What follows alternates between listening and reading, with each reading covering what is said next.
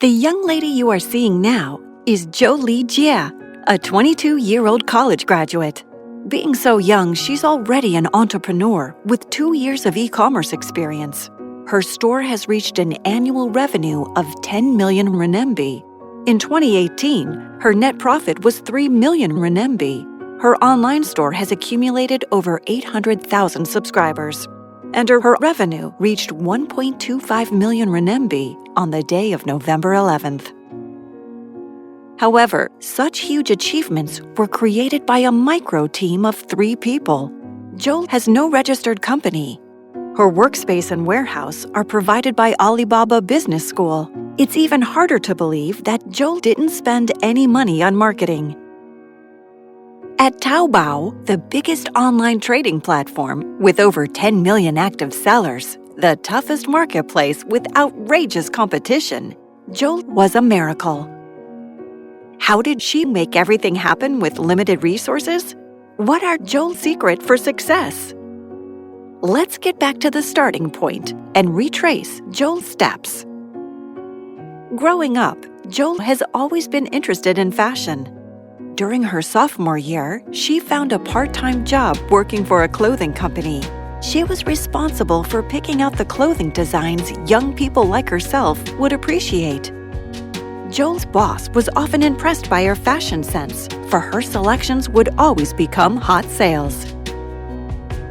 At the same time, Alibaba Business School introduced a class on online store management. To pass the class, every student was asked to open an online store with genuine transactions. Based on her interest in fashion and freelancing experiences, Jolie didn't plan too much and went straight into opening a store under the category with the fiercest competition, women's clothing. She couldn't have anticipated what was going to happen. Surprisingly, in just 1 week, Jolie's store had drawn several thousands of visitors and received 50 orders every day. Being a college student, Jolie wasn't able to afford professional cameras, nor could she afford photographers, models, or fancy studios. Jolie approached one of her classmates and photographed her using a smartphone camera. These amateur photos taken around the campus became her product pictures. The customers visiting her clothing store are greeted with photos taken in front of the classrooms, videos shot at the college soccer field. In almost all of the photos, the model's face is always hidden. Even though it's a compromise, Jolie's instinct tells her that these pictures could help regular consumers better visualize how the clothes look on their body. The low-budget product display became her niche. Jolie's subscriber grew by 1,500 per day. The feedbacks from the subscribers reveal the effectiveness of the no-face pictures. The buyers can focus more on the actual clothes. By monitoring the data, Jolie found out that her subscribers are mostly young millennial girls. The comments and customer service feedbacks tell her that this demographic is always looking for attires that fit their need to go on vacations or to meet the parents of their boyfriends. Therefore, Jolie began to design some sweet ladylike clothes and vacation-style clothes herself. Whenever Jolie comes up with 10 new designs, she'd post them in the group chat so that her fans could vote for the ones they like. The top 5 designs would make their way into the factories she finds on 1688. The designs would first go through a small-sized production of 1 or 200. A week after, new items pop up in her store.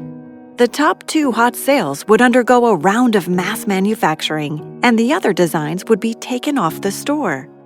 One of her hot sales items reached 15,000 orders on November 11th. Taobao data analysis also tells Jolie that there aren't many repeat buyers of her products.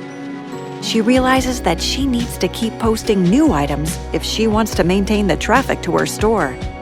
Each month, Jolie introduces 10 new items onto her store, which means she keeps designing, testing, producing again and again until the hot sales stand out among other items.